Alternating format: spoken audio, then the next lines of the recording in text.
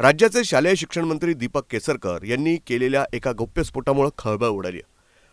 उद्धव ठाकरे यांच्याकडे मी 1 कोटीचा चेक दिला होता असं दीपक केसरकर म्हणालेत. मंत्रिपदासाठी पैसे मागितले की पक्षनिधीसाठी हे माहीत नाही असंही दीपक केसरकर म्हणाले. त्यांच्या या वक्तव्यामुळे राजकीय वर्तुळात विविध चर्चांना उधाण आलंय.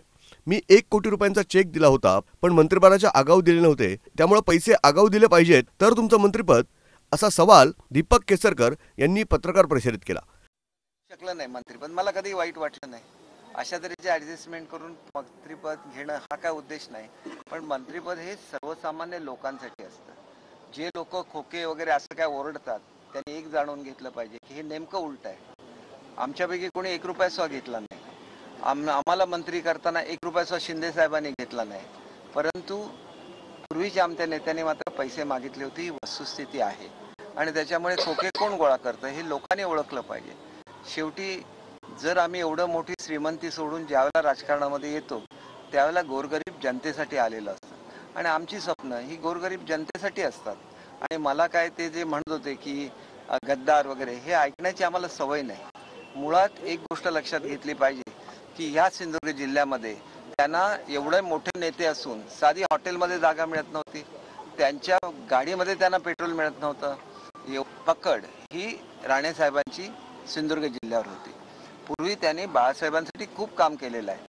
भले त्यांचा आणि माझा वाद झाला असेल परंतु तो आमच्या प्रत्येकाच्या विचारसरणीबद्दल वाद होता की एका तत्वासाठी झालेली ती लढाई होती. त्याच्यामध्ये या लोकांचा काही संबंध नव्हता. तरी पण एकदा पराभूत झाल्यानंतर त्यांना कशा तऱ्हेने बोललं गेलं हे खरं तर कोकणी जनतेला पटणार नाही. कारण आम्हाला शेवटी आमच्या नेत्यांचा अभिमान असतो. सावंतवाडीमध्ये येऊन माझ्याबद्दल काहीतरी बोलले तर ते सावंतवाडीची जनता सहन करत नाही. कारण आम्ही आमचं आयुष्य त्या जनतेसाठी घालवलेलं आहे आणि कुठल्या निस्वार्थीपणे आम्ही जनतेची सेवा केलेली आहे. मी पूर्वीपासून आमदार होतो. मला उद्धव साहेबांनी आमदार केलं का? उलटं माझ्या लढाईमुळे त्यांचा एक खासदार आणि एक आमदार निवडून आला. जवळजवळ 1,10,000 मतं एका वेळेला शिवसेनेची वाढली. परंतु आम्ही कोणासाठी शिवसेनेबरोबर आलो? बाळासाहेबांच्या विचारासाठी आलो.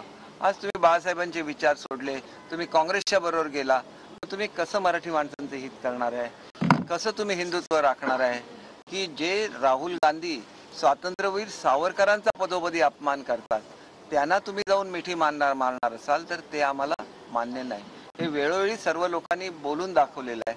तरी पण सत्तेपोटी आपण जर आपली तत्व सोडायची असतील तर तो त्यांचा प्रश्न आहे. दीपक केसरकर यांच्या या वक्तव्यामुळे अनेकांच्या भुवया उंचावल्यात. उद्धव ठाकरे यांनी दीपक केसरकर यांच्याकडे मंत्रिपदासाठी तब्बल 1 कोटी रुपये घेतले होते असा प्रश्न या निमित्तानं उपस्थित केला जातोय. दुसरीकडे युवा सेना प्रमुख आदित्य ठाकरे यांनी दीपक केसरकर यांचे आरोप फेटाळलेत. ब्युरो रिपोर्ट, न्यूज डेस्क, महानगराची लाईफलाईन, मेट्रो न्यूज, मुंबई.